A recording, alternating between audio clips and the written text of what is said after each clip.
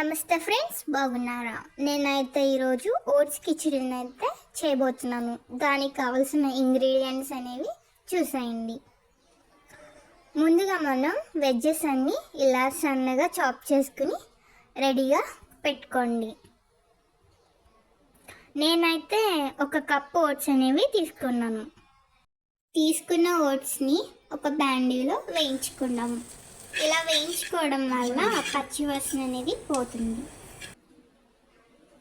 తర్వాత పక్కన పెట్టుకొని మనం ఒక బ్యాండిని పెట్టుకొని అందులో కొద్దిగా ఆయిల్ అనేది వేసుకుందాం.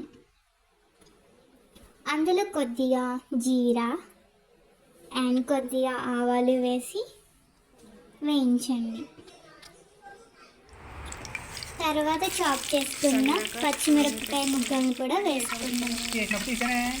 తర్వాత కొద్దిగా జీడిపప్పు అనేది కూడా వేసుకొని ఒకసారి ఫ్రై చేసుకుందాం. తర్వాత చాప్ చేసుకున్న ఆనియన్ ముక్కలను కూడా వేసేసుకుందాం. సో ఒకసారి ఫ్రై చేసి ఆనియన్స్ అనేవి కలర్ చేంజ్ అయ్యేంత వరకు వేయించండి. తర్వాత కొద్దిగా కరివేపాకు వేసి ఒకసారి ఫ్రై చేద్దాం.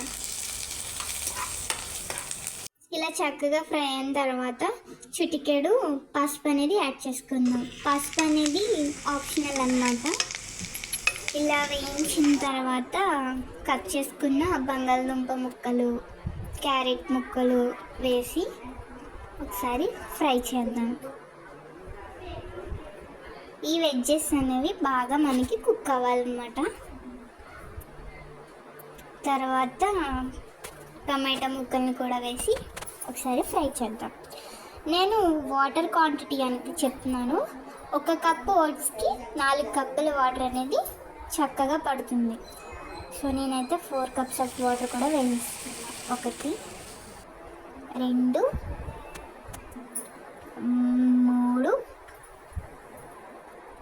4. ఇలా 4 కప్పులు వాటర్ వేసిన తర్వాత లిడ్ అనేది క్లోజ్ చేసి ఒక 15 మినిట్స్ తర్వాత చూస్తే వాటర్ ఇలా చక్కగా బాయిల్ అవుతుంది. ఇప్పుడు మనం సాల్ట్ని అడ్జస్ట్ చేసుకుంటూ కొద్దిగా వేసి మీ రుచికి తగ్గినంత ఉప్పునైతే వేసుకోండి. తర్వాత బాయిల్ అయిన వాటర్లో వేయించిన ఓట్స్ అనేవి వేసేయండి. ఇలా ఒకసారి కలపండి.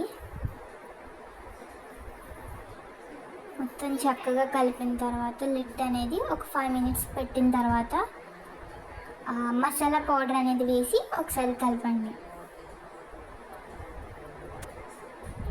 చూడండి, చక్కగా ఉడికింది. ఇప్పుడు మనం కొద్దిగా కొత్తిమీర అనేది వేసుకొని తర్వాత లాస్ట్లో నెయ్యి అనేది వేస్తే కమ్మనైన రుచి అయిన oats khichdi ready guys. And serving బౌల్లో తీసుకొని టేస్ట్ చేస్తే రెడీ. మీరు కూడా ట్రై చేయండి. Bye guys.